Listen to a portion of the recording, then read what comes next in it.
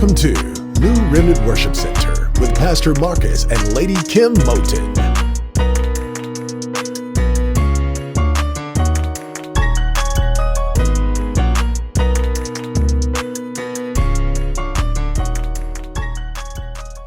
Book of Revelation, chapter 3, verse 20. I'm going to read from King James. And once you've found it, if you would you please stand? All there? If you need some time, say, wait for me. All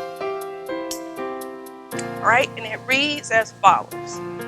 Behold, I stand at the door and knock. If any man hear my voice and open the door, I will come into him and will sup with him and he with me. That one verse is our focus. And for your consideration, the topic, an open invitation.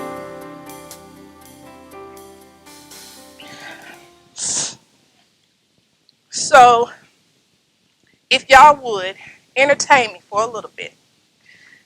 And I want to know if we can take a stroll down our childhood memory lane for just a few minutes, if we can. Think back to when you were a little kid, right?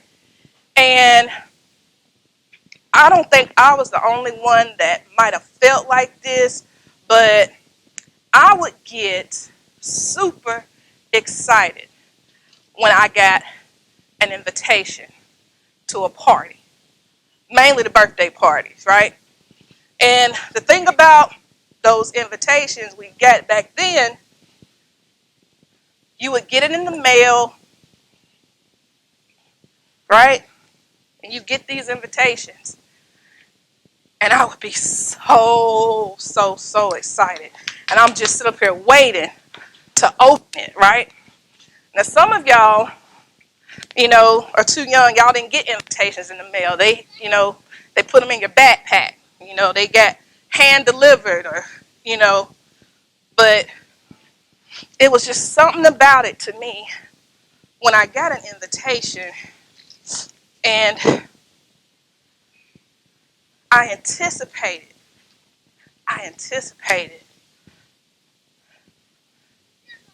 what was on the inside.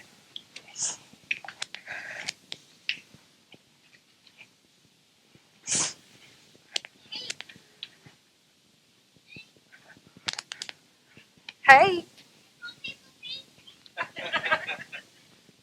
Here you go, baby.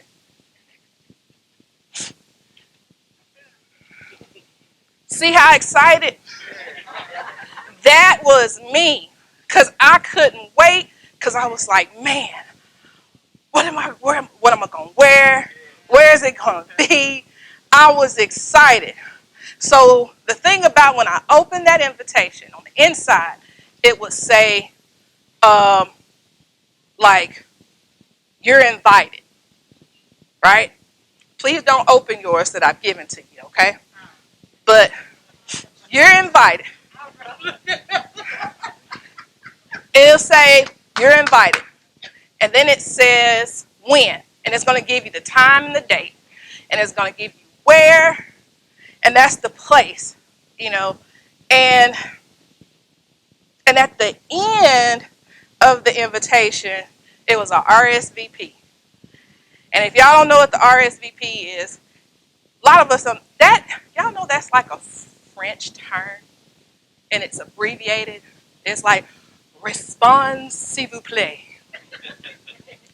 And all that means is, please respond.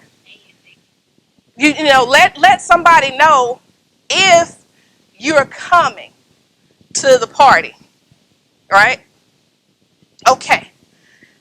An invitation is a written or verbal request inviting someone to go somewhere or to do something. In other words, it's requesting our presence and for us to participate. In receiving the invitation, we are so eager to say yes. We're ready. Got our outfit together and everything. So we're sitting on ready. We're ready to say yes. So we quick to give a response. Yet we somehow forget about an open invitation that we are given each and every day that we live.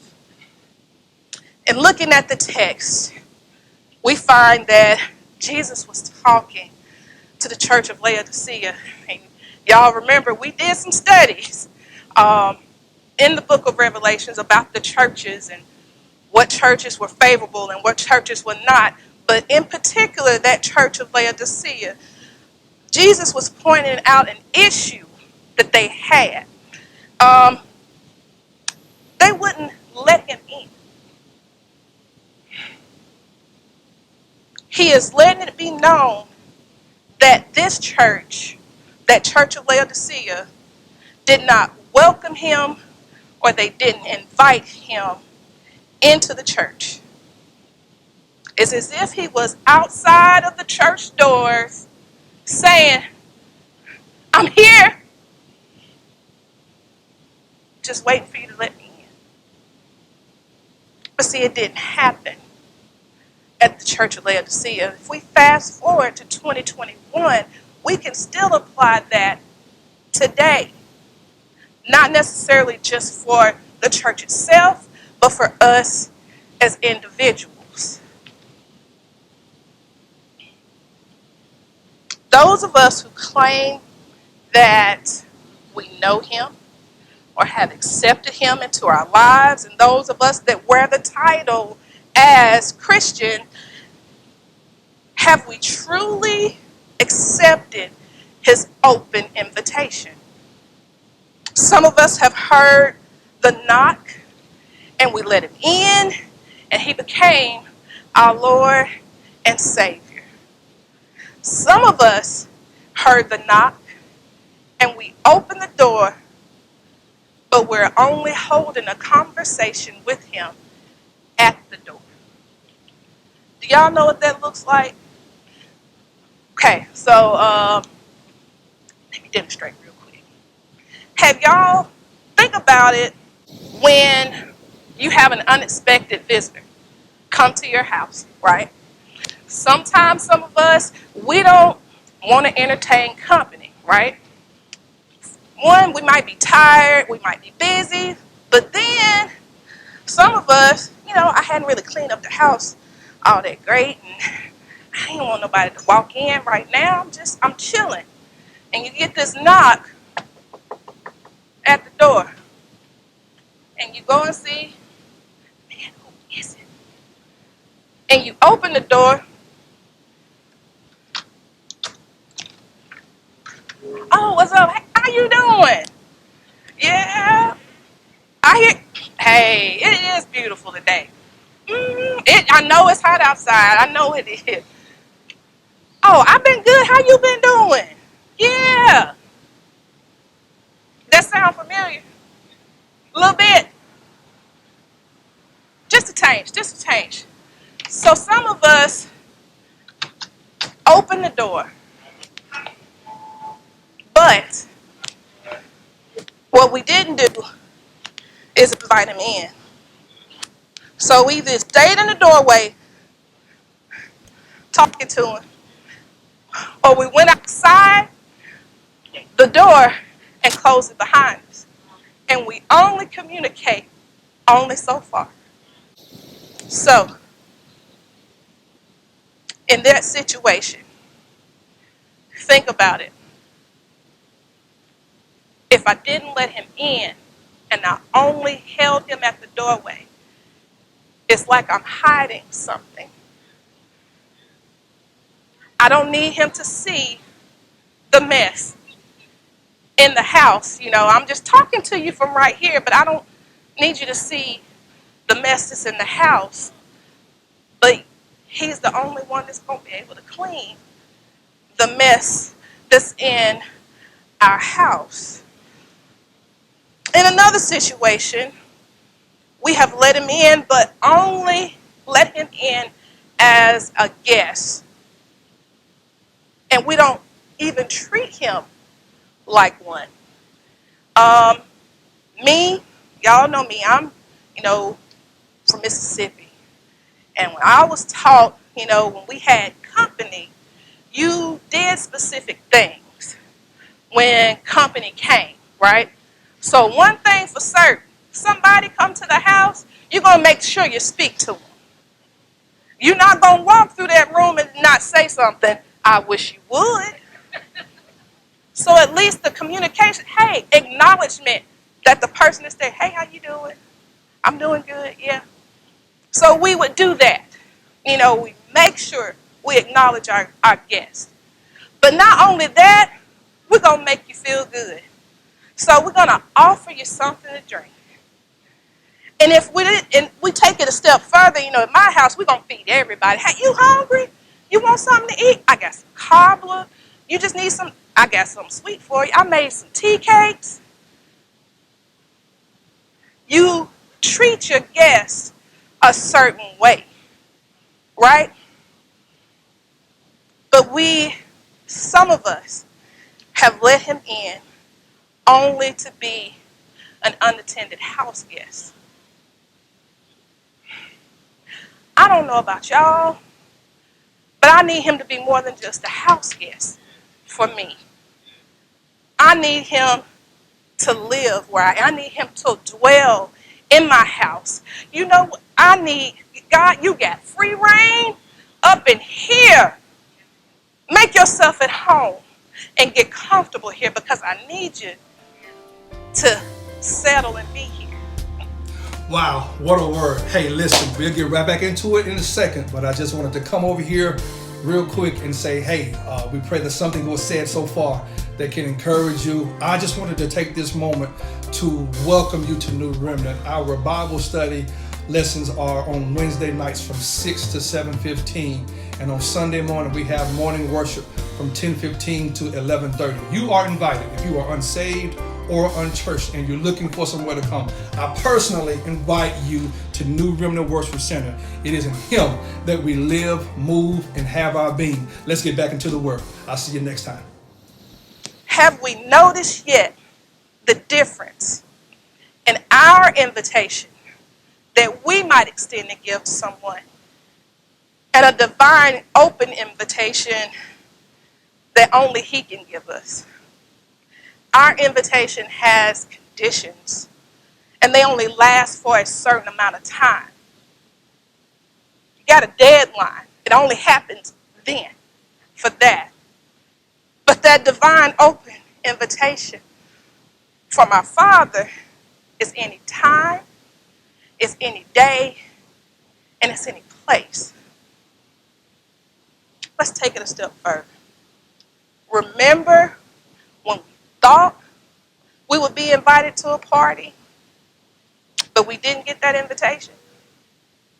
Am I the only one that felt that?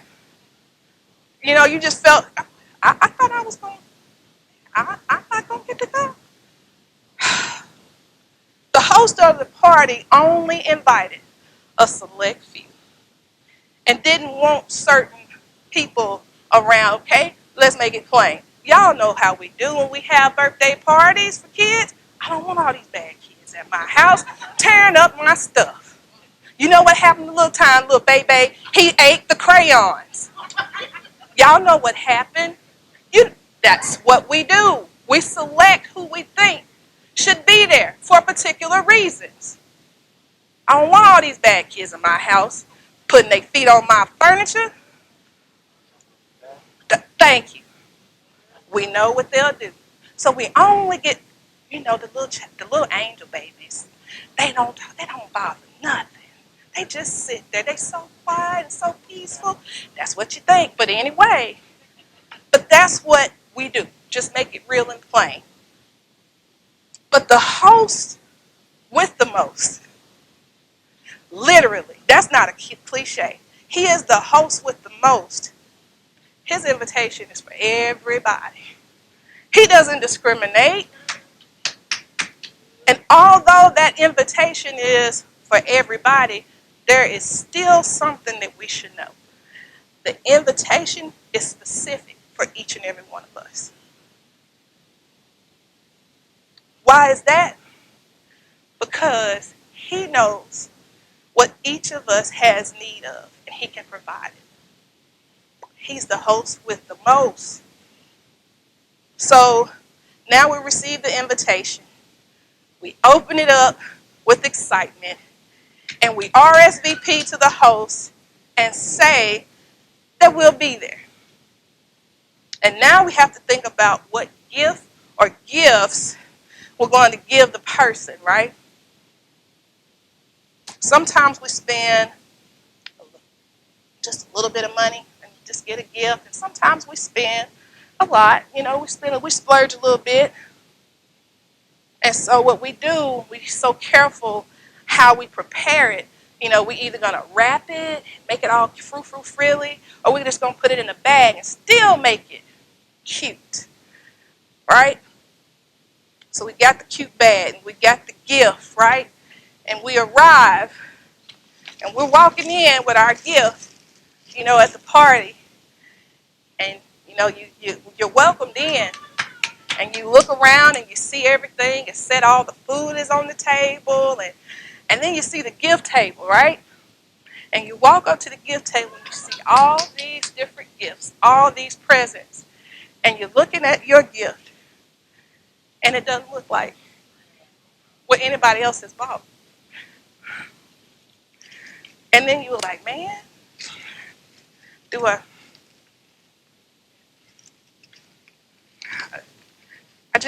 I hope you like it, you know. Um, my bag ain't like, everybody else's bag. It's not a little bright, shiny. It don't have little curly ribbons on it, but hey, I got you something. I thought about you and I gave you something.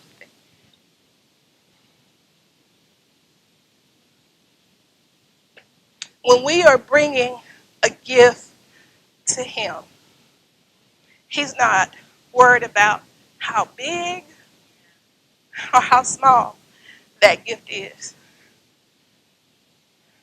We gave it to him. And it came from the heart. That invitation that he gives to us is one of the most precious invitations that he can give. We don't think about him on the outside waiting for us to invite him in. When his invitation across the board is for each and every one of us. He wants to hand deliver something to us. It is in his hands. And all he wants to do is somebody gonna open the door? This is specifically for you. I know what you want. I know what you have need of. I'm just right here. Can you be eager to tell me yes? Just like you're waiting for that invitation to go to that specific place. Are you going to say yes? We say yes, but to what extent? Remember how I gave you the analogy how, yeah, I'm going to let you in, and I'm going to only give you just a little bit. But you've given me everything. You're hosting a party that's open for everybody.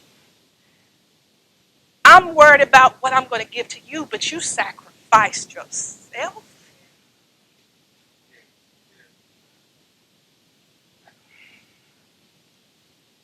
What can you give?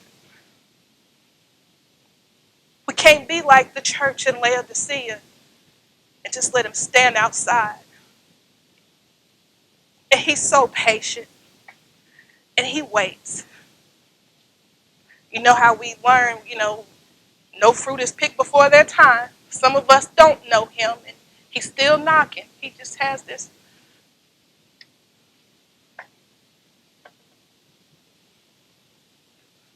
Slowly but surely it builds. But then those of us that do, he's had to do this. You forgot that I was out here?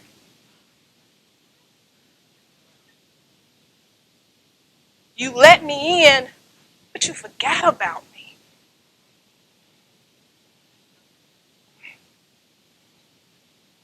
I had something for you. I'm trying to give you something. How can I give it to you if you don't let me in? So God, what is it? What can I give you? So God, my gift doesn't look like everybody else's. And in my bag, one of the first things I want to make sure I give you is my life.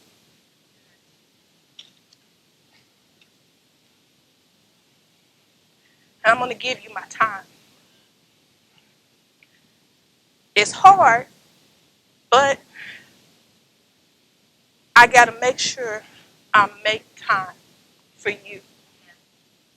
Because you give me you always. Not wondering, you're there always.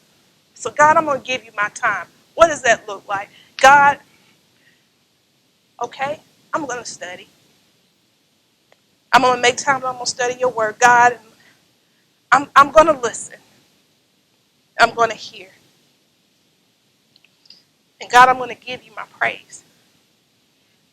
Because you deserve it. You do. You didn't. You deserve more than I could ever give you. God, I'm going to give you my fellowship.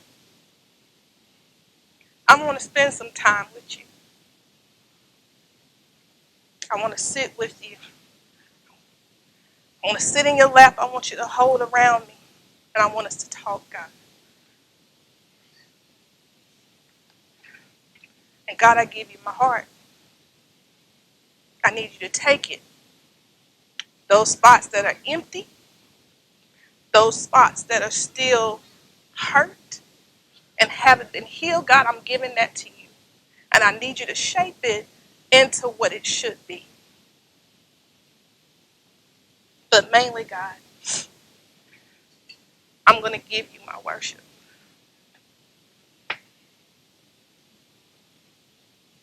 The invitation that you give me so openly, God, my response is yes. You don't have to wait for anybody else to say yes. It's me. I'm the one. I'm going to be the responsive one. I'm going to give you my worship because of what all that you've given me. God, when you call me, I am going to respond to you. You've waited so patiently. But God, I have nothing but to do but to give you my response. You're no longer my house guest. You live here. You're inhabiting my house. I'm going to give you what I know I should give you, and that's my everything. And it might not look, my everything, how I give it to you, is not going to look like everybody else's everything. But God, I'm giving it to you how I know you'll receive it. Open invitation. So, can we put a yes in our spirit? Can we respond to him and not leave him waiting? We know who he is. Most of us, there are some of us that are learning who he is. And then there are those little babies in here, they know, and they're establishing their relationship with him even now. But those babies watch us, and we need to be mindful of how we entertain Him. How are they going to learn how to respond? Because if we don't, do you think they will? I'm just going to, step back, whatever. No. You be there. Let them see what you are doing, how you respond to Him. Let them see your yes and why. So we all have an open invitation. He offers to us salvation. He offers to us so many things. What are we going to give Him? What is our response? Can we change our mind? Can we think of Him beyond being the house guest? You have been listening to New Remnant Worship Center. Join us again next week as we continue to keep the faith in these troubled times. And until then, remember Acts 17 and 28. For in Him we live, move, and have our being.